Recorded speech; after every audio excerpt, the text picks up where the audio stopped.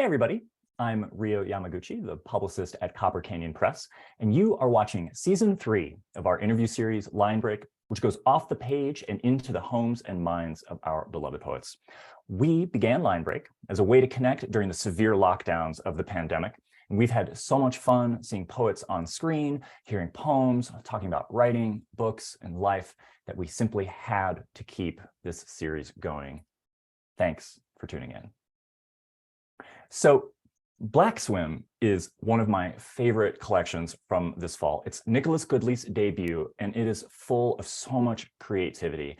As I've been calling it, it's full of play and so much emotional nuance to pain and pleasure, the past and future, darkness and perfect darkness. I have been really eager to have this talk with Nicholas, and here we are. It's today. So Nicholas, thank you so much for being here. What have you been up to this morning? Thank you for having me. This morning, I woke up, it's a lot later in the day for me than it is for you. So I had time to have my coffee, my little breakfast, get ready for this, read some poems, and be prepared for this. So a slow day so far. Oh yeah, God bless slow days, you know. Yes. Do you have the same thing for breakfast every morning? I'm always into people's morning routines, maybe because we record these often in the morning, but. No, so I feel like when I eat, it's like practical and it looks like a caveman eating, like it's whatever I could grab. So I think honestly, I just had like handfuls of cereal, like literal handfuls, and like jamming it down because I'm like, okay, I got food in me, I'm good to go. So that's kind of my relationship with food when I'm by myself. So it was not fabulous or like exquisite or anything. I mean, it depends on the cereal though, right? I mean, if it's like a handful of Fruity Pebbles, I think that's kind of fabulous, you know. I wish Yeah. that would be the case. It was like granola-y kind of stuff. So Yeah. Oh, yeah. that's good. Well, that's at least, you know, a little healthier, you know, or something. I feel good. So That's great. That's all. really great. Yeah, absolutely. I'm so excited to have this talk, and I really mean everything I say about the creativity in Black Swim and things. And I'm trying to think of like good ways to get in, but maybe you know. Maybe we could do an introduction. I mean, I already kind of mentioned your name, but you know, your name, where you're at, pronouns that you like to go by, and anything else that you want to intro with. Yeah. Sure. Okay, so my name's Nicholas Goodley. I use they, them pronouns.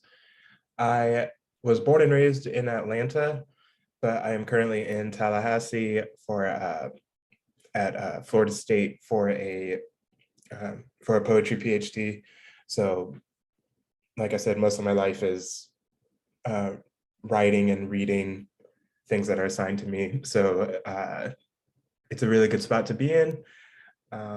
I am, in addition to poetry, I also do some performance-based work. And yeah, I think that's good for intro right now. Well, I'm certainly interested to talk about how you view like your whole creative life together, performance work and poetry together. I don't know if it's okay to talk about that. You have been a librarian and working as a librarian and in book life and stuff. I have to mention that that you're also the author of the wonderful Black Swim, which I have to, you know, I have the customary view here. It's so beautiful. I love this art. Can you talk about this art at all? Nika King, yeah. Yeah, it's Nika King is a visual artist and muralist from Atlanta. I knew I wanted the book to feel like it was from Atlanta, like from start to finish. So this is a Black woman artist that I always admired and see in my art circles a lot. And I just wanted to, I feel like it's like on the line of like abstraction and narrative a little bit, or like it feels like it's open, but it's not I don't know, it's not too concrete. And I like that idea because I think it kind of reflects the feeling in the book a little bit of like giving a lot of the pieces for what feels like something concrete, like just before you see the exact representative, like a combination of representative and abstract, I think is a feeling that I think I wanted to go for. And I think her work kind of does that. Something about a silhouette is very open. So I knew that was important for me. But I gave her a copy of the manuscript and told her like, whatever you feel, I'll probably go with. So she did this, and I really, really love it. So That's so great. That's like the best kind of commission you can get, which is like just interpret freely, like, and we certainly try and, do that with our designers and things. I love this too. Like that. I love what you're saying about abstraction and representation. And I think some of the best art in the 20th century is like, I mean, half the fun of, I think, looking at maybe a Jackson Pollock or Mark Rob, these famous abstract painters, is that your eyes see the sailboat in it, and that kind of thing. Like, it's such a cool tension. This tension between polarities in the work is a big topic I kind of want to get into, but we'll hold on it for a second, maybe. I was kind of curious if you could talk a little bit about Atlanta. I mean, when I've talked with our sales reps about your book and stuff, like Atlanta's kind of a big part of it. And maybe it's just like my enthusiasm for Atlanta and thinking of like how there's kind of this coming home that has been happening over the past many years, like particularly for the Black community. Obviously thinking about politics, like how maybe kind of the tide's changing a little bit there. And I'm just kind of curious about the urban South and Black communities in the urban South and artists and, all of that, everything I just said about Atlanta, or correct me if I'm mischaracterizing it, but yeah. No, yeah, I feel like that's exactly right. There's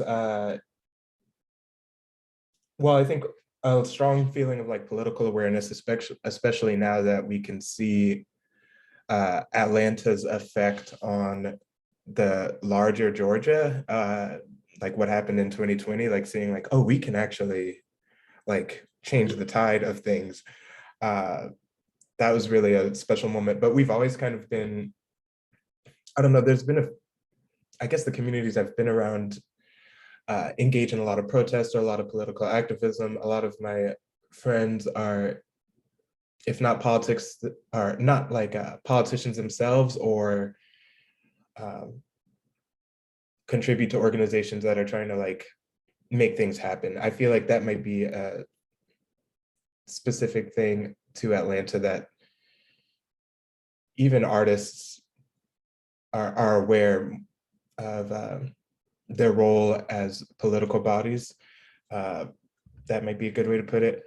I also think like Atlanta is small enough that there's the sense of community happens really fast. So people can move into the city and get roots really fast. And like network is one way to put it, but I just feel like us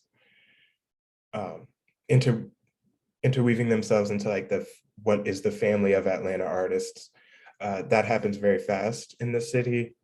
And it happens, for me, my relationship is like the Black Atlanta does that, and then like Black queer Atlanta does that, and then queer Atlanta does that. So there's all these networks that I feel activated in just by being in that space. It's why like I return there pretty frequently for events, but also just to like hear what conversations are happening with my artist friends there. And I also feel like in a very New York way, or old New York way, where like everyone's really hungry to like make their name. I feel like that's an Atlanta thing right now. Like people really are fired up to do their work. Like you'll get a group of people around like a campfire or like a bonfire just talking about like how excited they are for their projects, and having like these deep artist conversations that I had when I was in grad school at Columbia. Like it's the same feeling, and it just happens on like a like ground roots kind of level, and everybody feels like they're invited into it. I think that's the Atlanta vibe I gravitate towards. It's not always the case. That's like a best case Atlanta, but that's the version I like attach myself to. Oh, for sure. I mean, well, it sounds like it's often the case. And of course, I'm so encouraged by thinking about really inclusive art, artist communities, and also passionate ones, where you have, I mean, I'm hearing you describe like a community that both is like really serious, like, and takes their own work really seriously, but then at the same time is inviting, it has this invitation, or is inclusive, folks. And Yeah.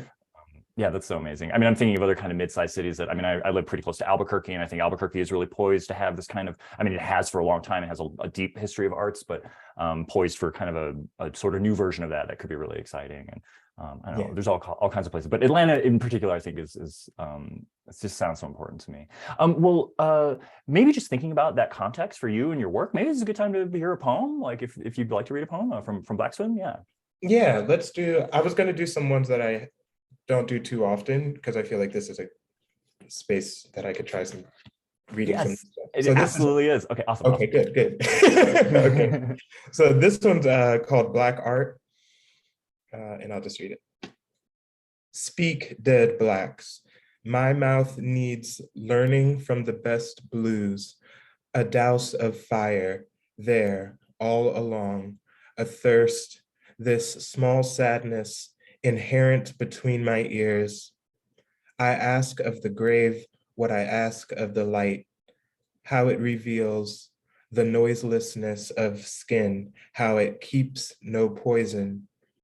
There is time to lay it bare, whimsical and with no meat, worked through until nothing. A rainstorm, the heavens soak my uncaring socks. This means everything. I am a dowser begging the water. I told you from the start, if I do this, you have to take care of it.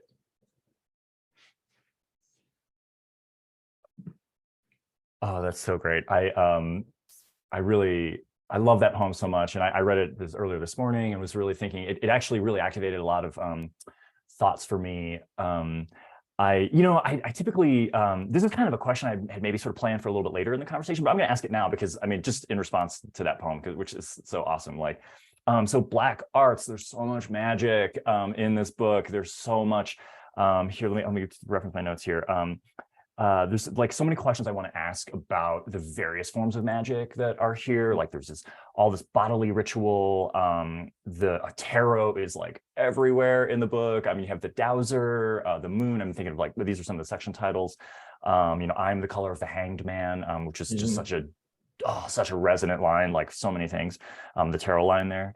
And it's so like I in particular I would love to get into the topic of like a history or like your orientation to the Black occult in particular, or like the occult in Black communities and queer communities also.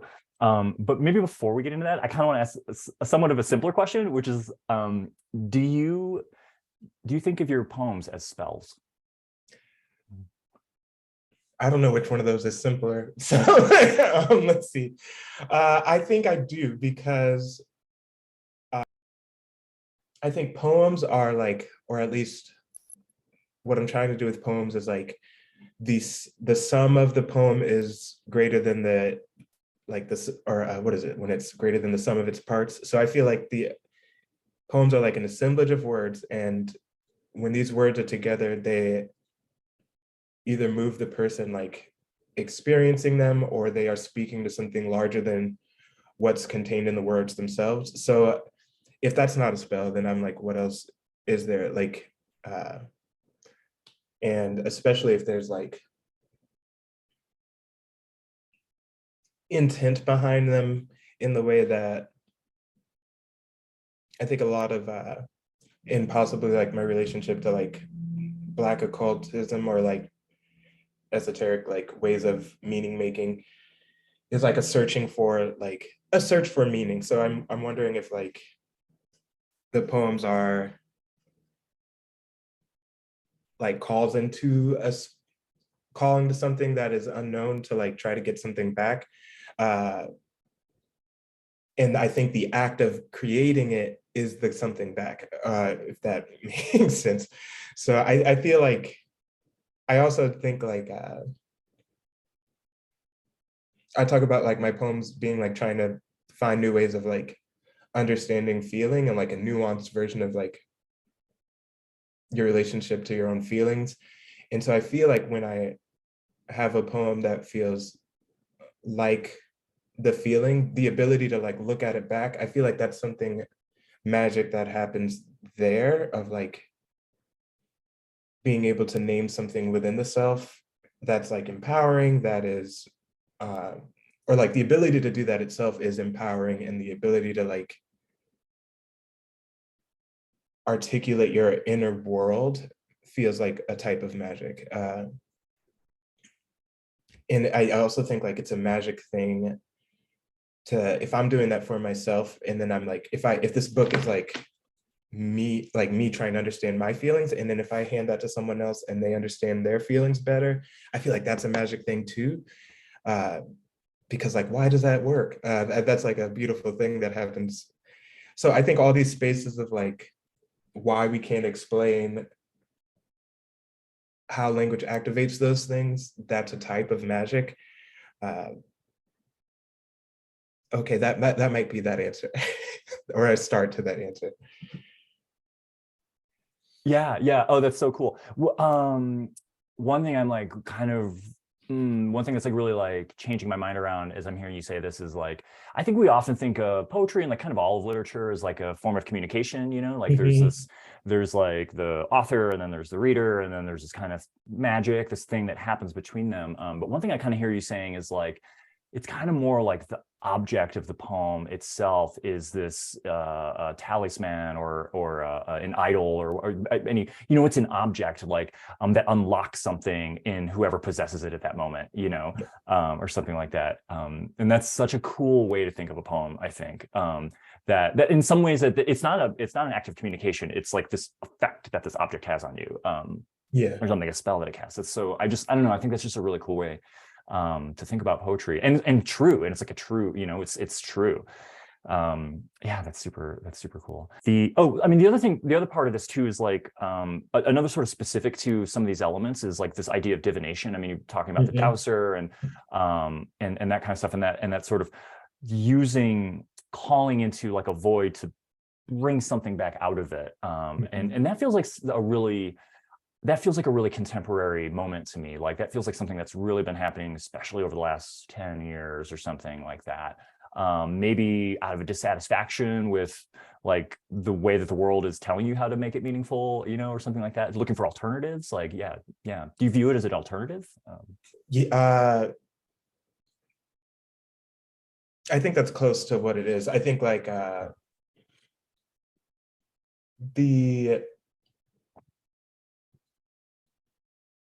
so I'm thinking about like why I would even bother to like study these forms, like these occult forms, or why is anyone interested in tarot cards, or why is anyone interested in like forms of divination?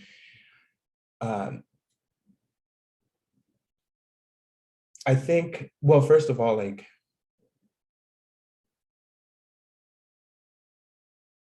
if I want to make a connection to a divine that's outside of structures that were like initially given to me. So like I was raised like Roman Catholic. I went to like Catholic school from like pre-K to like through high school. Like my dad's a deacon. So I have like a pretty good knowledge of like the history of like a church and like the setting of like what that is. But I grew up in a setting where as a queer person, I was like fundamentally wrong, or like I was told, I was trying to describe to someone the other day of like when you're growing up and as you like develop into a person, you're told, first of all, what you're feeling, you don't believe that you're told that like that's not possible, that can't even exist. Before you even know it's wrong, you think it's not even an option. You're like, I can't possibly have these feelings for men because that's impossible. That's not how a body works. Like you're not told anything else.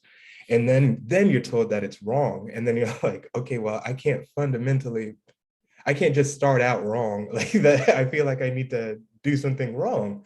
Or like, I know what guilt feels like. And you're telling me I should feel guilty. And that's not how I feel. Or like, I know I'm a good person. I don't feel like I'm going to go to hell automatically. Like, I feel like I've done a lot of good. So when you start out with this like relationship with one structure, and you know that can't be all, and there's a lot offered there that I do. I mean, the book is like full of like complicated relationships with all kinds of things. But if you start out in a place where you're like, okay, this is not all, I want to find something where I can feel like I'm starting out in a good place, and that I can like have a connection to the divine that is my own, that feels like what it feels like to like when I feel good in the earth and like when I feel good in nature, and I know those good feelings, how do I connect to that in like this divine sense? How do I activate that? How when I'm making art and it feels good, like you get a good flow and like it feels almost like a divine thing. I was like, I want to know, I want to investigate that. I want to know what that feels like. So that's when you can start to like study the occult, study things that like feel outside of what you were initially handed. And so I feel like I've done a lot of picking and choosing, or just like feeling like I have a lot of play with what's available to me as a queer person, that I can make my own sense of all these things and like view them holistically together, and like, I don't know, have my own relationship with it. I don't know if that answered your question, but I feel like no, totally. No, I mean, I love this. I mean, you're talking about really, really hard, but like, I think this is probably really meaningful for a lot of people who feel that they weren't accepted for who they were, like as a young person, like, and what it finally feels like.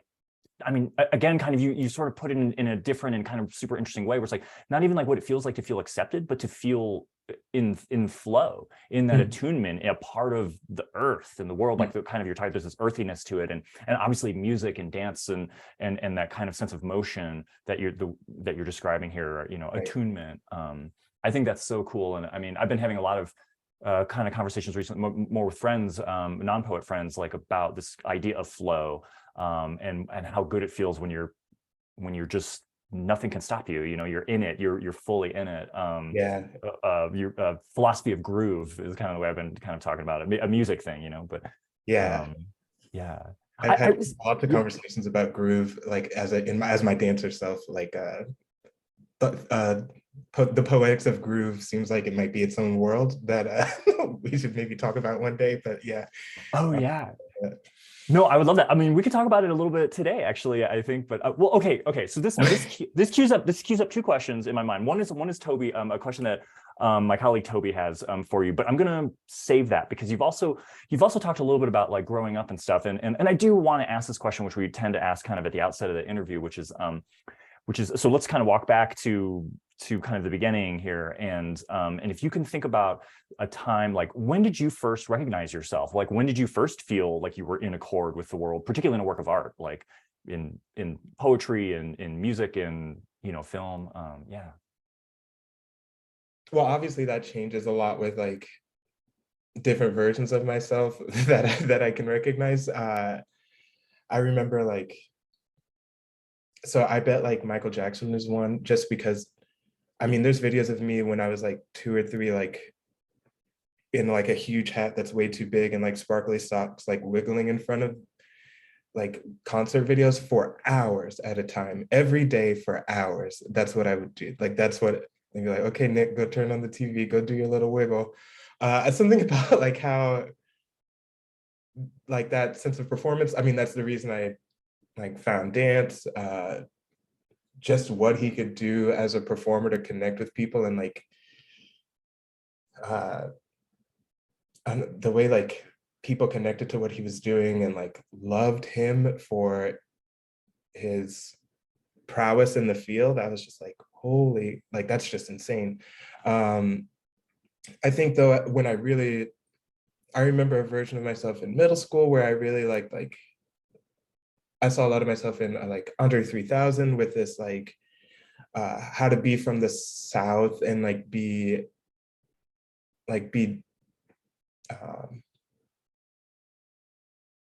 I'm not gonna say like tough, but like be like, I don't know, you could be hardcore and soft at the same time, or you could be gritty and like flowery, and like you could be dandy and thug, like this like blurring of a binary before I understood like what that meant. I see it happening in like Outcast, and I guess the recognition too of just how Southern they are. I remember like that just made me feel really connected to the work that comes out of Atlanta at that age.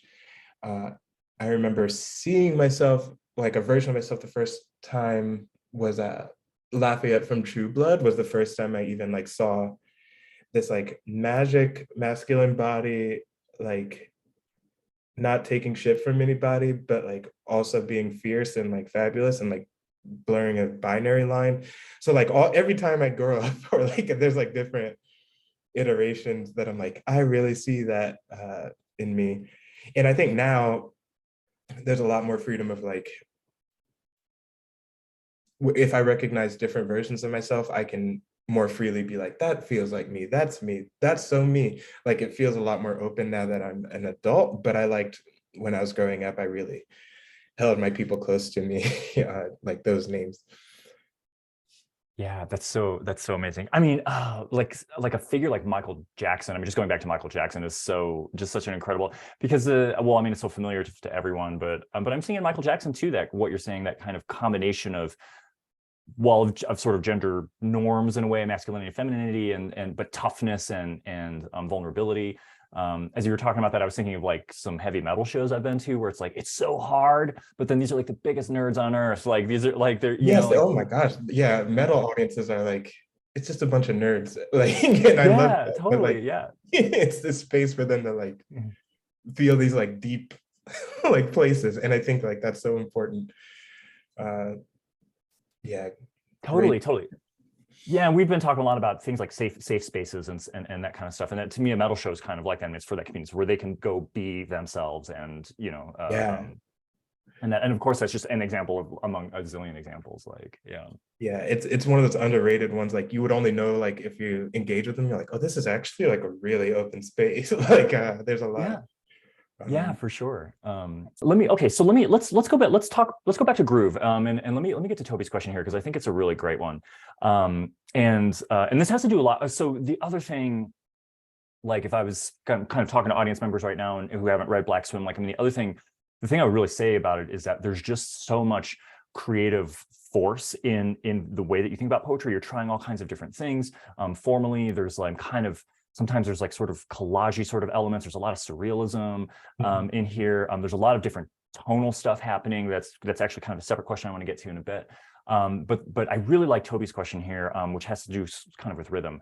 So I'll just ask it for you verbatim. So I'm just taking a quick stare at it here.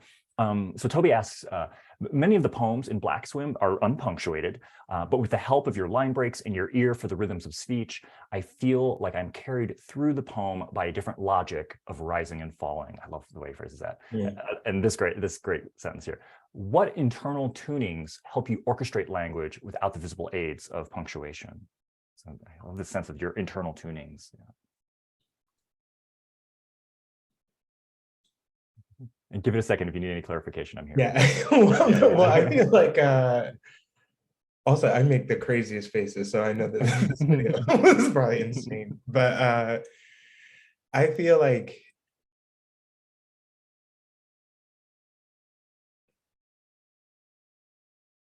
okay, so I feel like there's the line, there's like whatever the sentence is, and it's like my job to figure out how it wants to be said. So like the voice I hear it being said in, I want to like best represent that on the page. I feel like that's the obvious thing, but I feel like I was early on, one of my workshop professors was Richard Howard, and he was saying, he would be like, he's like, the words are good.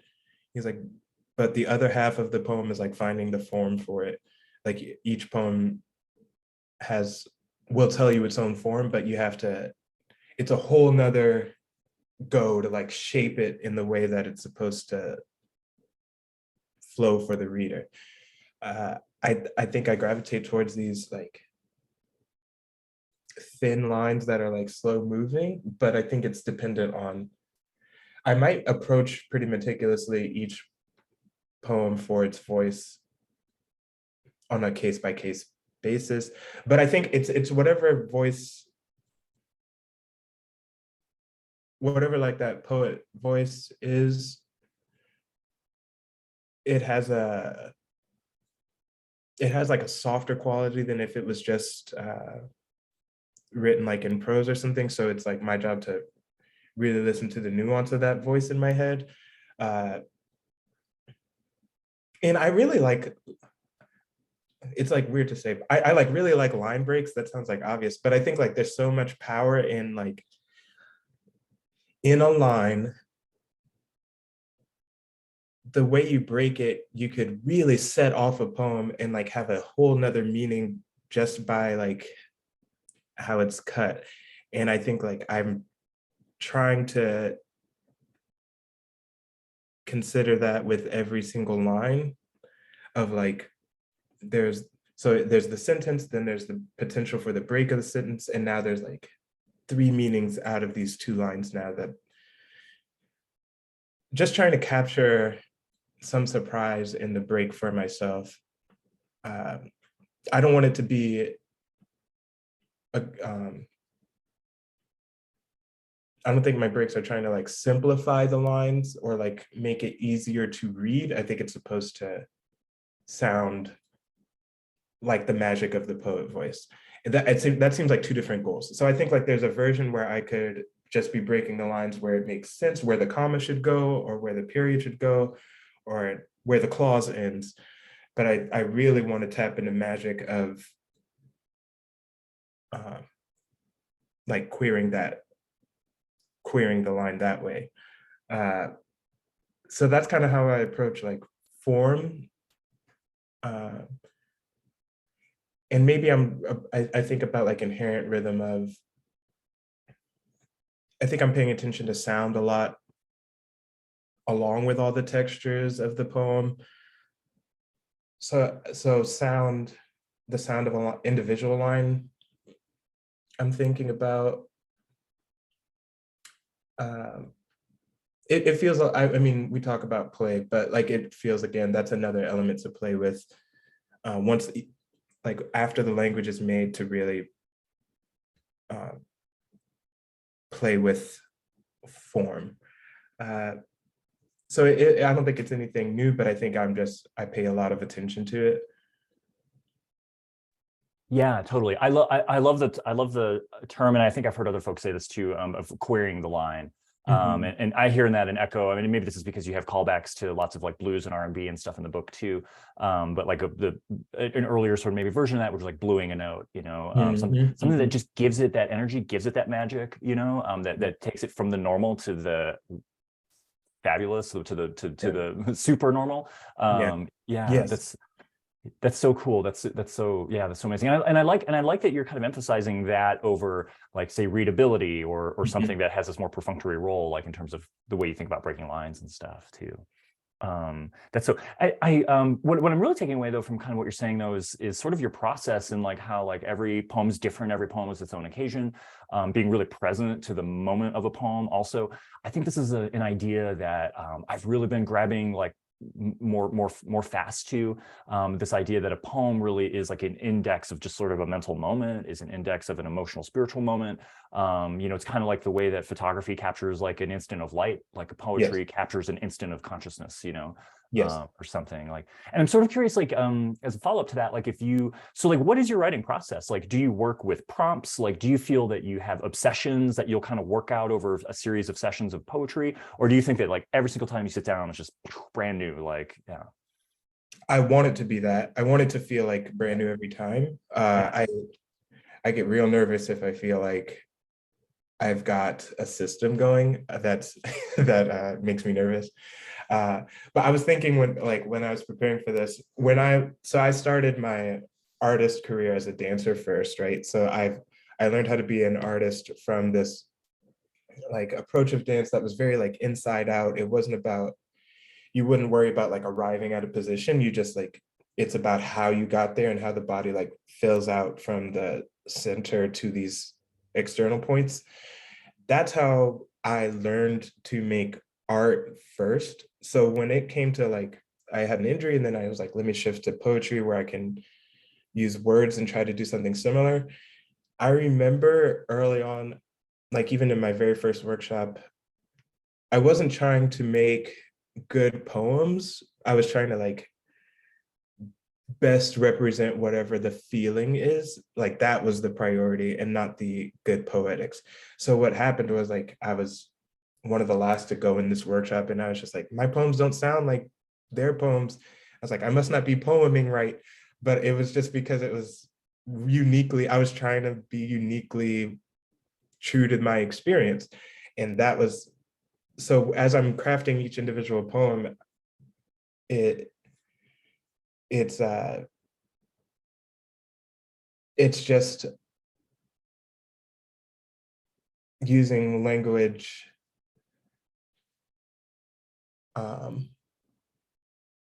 not in a poetic sense or a logical sense, but a feeling sense first. And then I'll do the other senses on top of that. But it has to feel like from the inside out. So a lot of times I don't write until I feel strongly, or I may draft things, but it doesn't feel like a poem until the guts is really like directing the show. And then that also means that I don't know what the poem is doing, even sometimes when it's finished. And I'm like, well, my job's not the analyzing part or like figuring out why this is important. It just feels true. And the more true it is, I'm like, then that's value. That's the value in it, or that feels like it's ready to put out in the world. Yeah. Yeah.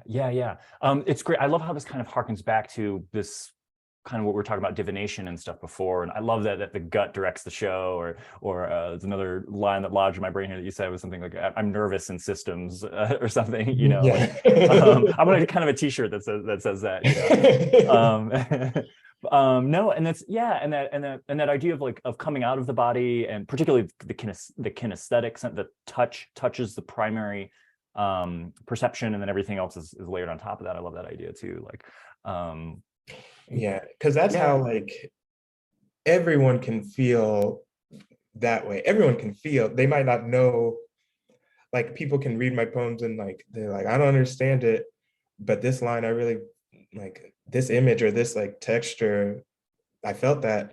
And I'm like, that's a success. Like that's a thing that happens. That's like the base way of connecting to people is like, can you feel this? Okay, so we both feel this. And that's, if nothing else, let's start there. That's empathy, maybe. That's why that's important.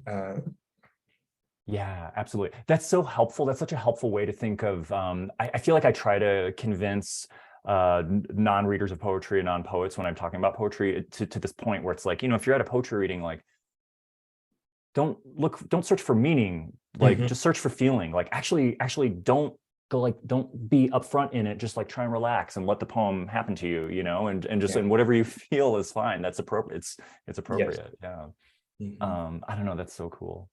Well, I want to have, okay, so I got maybe one more question here. And it's actually, at the risk of mongrelizing things too much, I'm going to combine another question that Toby had that kind of aligned a little bit with some thinking that I was having.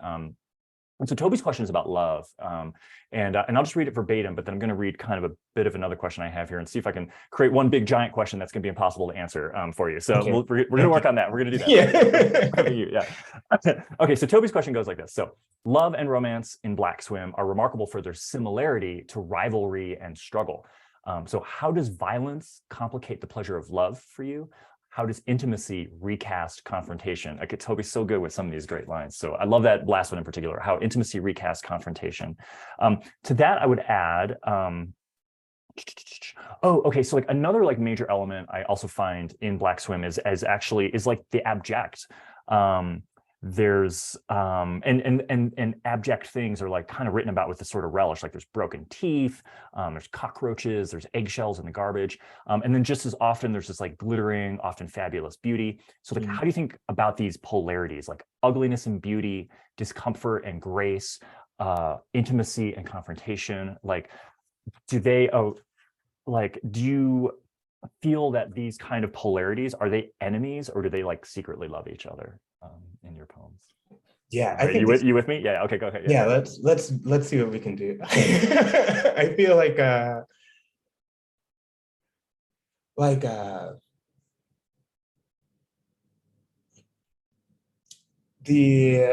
the relationship between like higher selves and lower selves, or like when you're at your lower energy or higher energy, and like putting judgment on that, I feel like that's the human doing that, and it's not it might not necessarily be like how things are in the bigger grand scheme of things.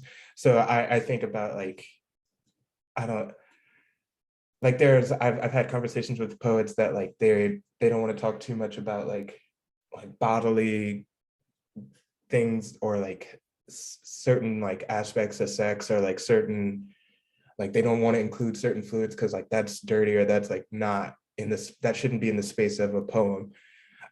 And I think that's nuts, because it's real, like it's a genuine part, and it's just as real as like when you hit a divine moment. Like when you feel at your lowest, you are also full of yourself as when you are your highest.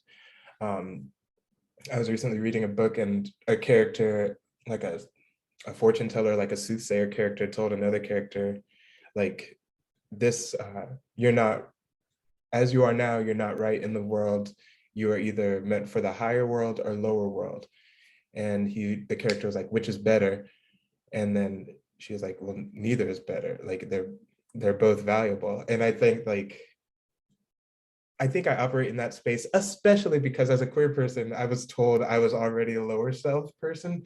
So I'm like, I know I'm not like, I was like, I am also divine, and I'm disgusting, and I'm like, I could be both. So I think I have a real, I'm okay with being, with like being called anything, and like resonating with all these versions of self. And I think like there's a lot of value in uh, allowing yourself to feel yourself in both planes. Um, so I think that just may be a readiness, or like my willingness to like bring those elements in together. And because I really don't see them as separate worlds. I think it's all like, Black Slim feels like it put everything in the pot, like this is all important. Um, so that's that. The thing about the intimacy and confrontation, short answer is I'm a Scorpio.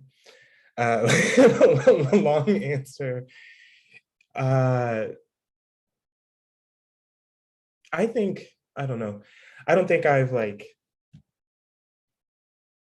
and I don't think this will answer the question. I think it,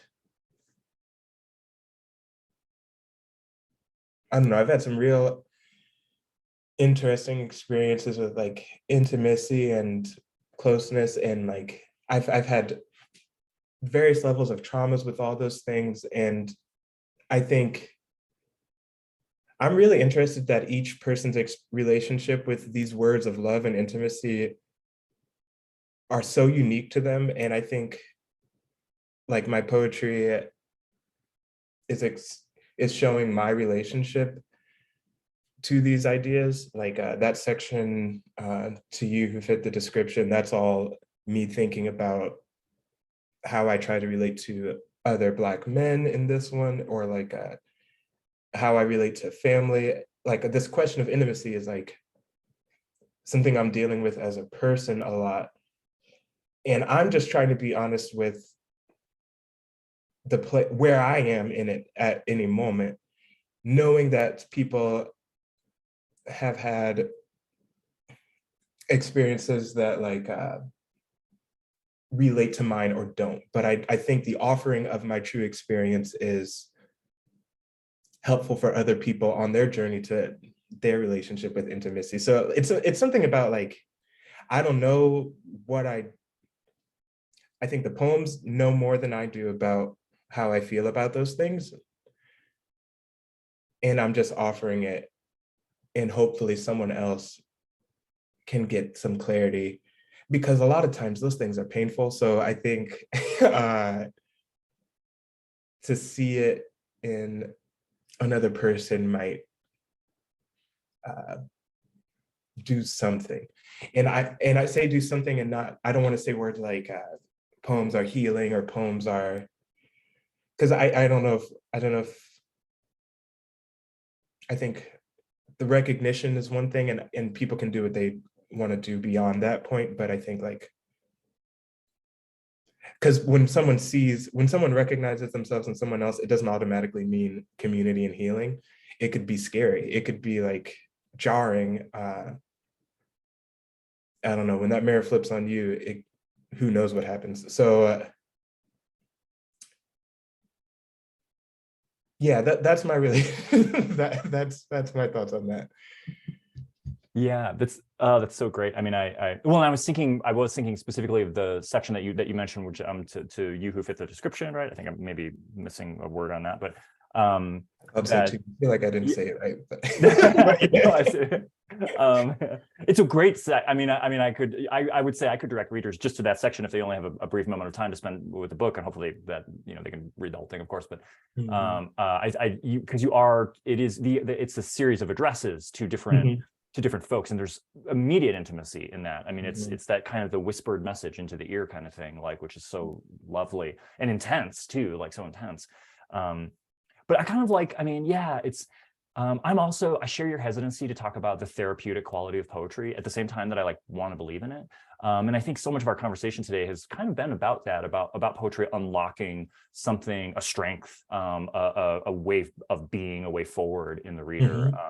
And that's just like a wonderful thing. But I don't know, maybe I'll close that idea with what you said, which is that the poem is smarter than us, and I want to believe that. Yeah. And that's what art is here for, art is here for, the poem sees you, and that's an amazing thing. Like, well, okay. So, so maybe on that point, let's wrap. And do you got time for one more poem that you want to read, like to close this out? Like, yeah, I'll do the other. I think this one's actually, for our conversation, like randomly kind of perfect. So this is a evening prayer. It's like one of the last ones in the book. So this is evening prayer. Who bestowed upon me this habit of wanting music from a pen, this addiction to the gentleness of vowels? What are these notes from people's heads? What is the point of being the last one to speak a beautiful language? I am a fraction of what I could have been. What else can I contribute? I am outdone by children with more to lose, a teenager instructing me how to breathe. These kids are quick. They grab the hands of their neighbors, pull each other safely up for air. There is your enemy and son, your wife and brother, your prize and secret cross, golden fleece and weighted cast.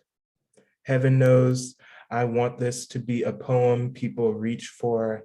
How often have I told myself I am not strong, and time keeps proving me wrong? When snow doesn't come, when I am not enough, let me do the right thing and make a rope of words. Let it begin with me. Even now, there is richness beyond belief. Vulnerable warrior, what risk is there?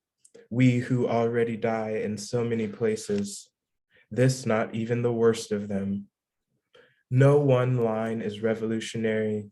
No one word ever is. I am grateful for not dying yet. I inhale what is in front of me. Everything is changing. Young hearts, any love I can describe for you does not suffice, but you are worth my every effort. One day you will know love like this and write it better than I.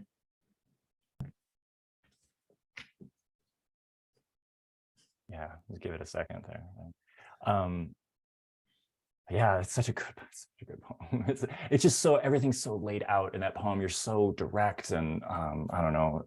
And it fits our conversation so much, which has been wonderful. I really have been looking forward to this like for a really long time, and basically since I read the manuscript a million years ago. I don't know, whatever. Yeah.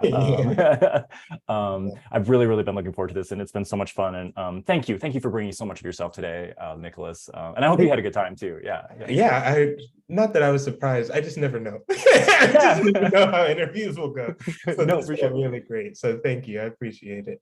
Absolutely. Thank you so much. Well, this was great. And I, I've never really done this before, but I'd encourage everyone to rewind and listen to the poem again. I just think that's such a good poem. And so go do that, and then you sign off, and then we'll see you all next time for the next line break. Thanks for tuning in. Thank you.